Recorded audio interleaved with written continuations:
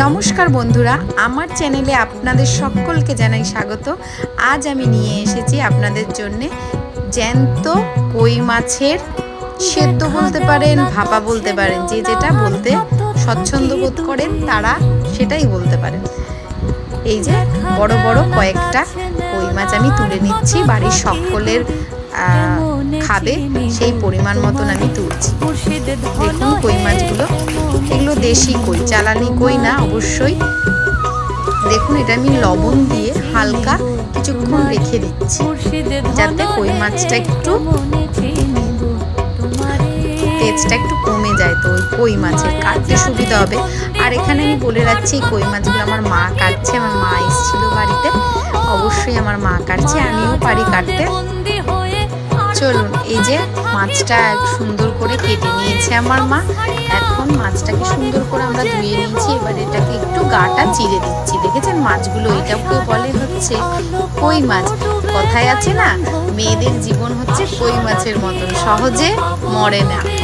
দেখুন, দেখতেই পাচ্ছেন কই মাছগুলো কাটা হয়ে গেছে, ধোয়া হয়ে গেছে সুন্দর করে। এবার আমি এখানে আপনাদেরকে বলে রেখেছিলাম যে আমি বাদবাকি প্রিপারেশনগুলোর জন্যে বাদবাকি যে ইনগ্রিডিয়েন্টসগুলো লাগছে সেগুলো আমি রেডি করছিলাম। এবার আমি মশলাটা বেটে রেখেছিলাম, এখানে আমার জিরে বাটা আছে আর আদা বাটা আর একটু কাঁচা লঙ্কা আর একটু শুকনো লঙ্কা বেটে নিয়েছি, সামান্য একটু শুকনো লঙ্কা, হয়তো দুটো শুকনো লঙ্কা দিয়েছি সামান্য।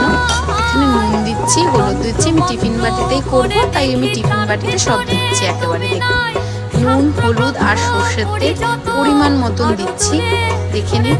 আমি চামচ দিচ্ছি, যেহেতু লঙ্কা আছে হাতটা জ্বালা করবে। একটু দুটো তেজপাতা, গাছের টাটকা তেজপাতা নিয়েছি, আপনারা দিতেও পারেন বা স্কিপও করতে পারেন। আমার গাছের যেহেতু টাটকা সেই জন্য আমি দিয়েছি, না হলে আমি দিতাম না। এবার আমি কই মাছগুলো, ধুয়ে রাখা কই মাছগুলো আমি সব দিয়ে দিলাম একে একে।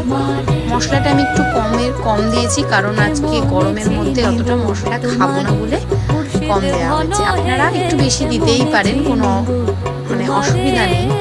এবার আমি সুন্দর করে প্রতিটা মাছের গায়ে যাতে মশলাটা মেখে যায় সেই কারণে আমি ভালো করে মিক্স করছি। এবার দেখুন আমি ওই মিক্সার বাটিতে সামান্য একটু জল দিয়েছিলাম মাছগুলো যাতে ভালো করে সেদ্ধ হয়, এই কারণে।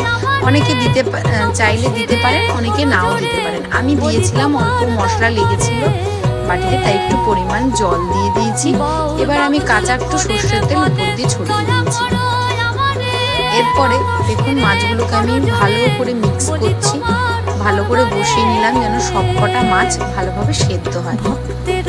এবার কাঁচা লঙ্কা কয়েকটা গোটা দিয়ে দিয়েছি, আমার বাড়ির লোকেরা খুব ঝাল খেতে ভালোবাসে, আপনারা না চাইলে না দিতে পারেন। দেখুন আমার মেয়ে কিন্তু একটা থামস আপ দেখিয়ে দিল, দেখেছেন। এবার আমি একটু লবণ,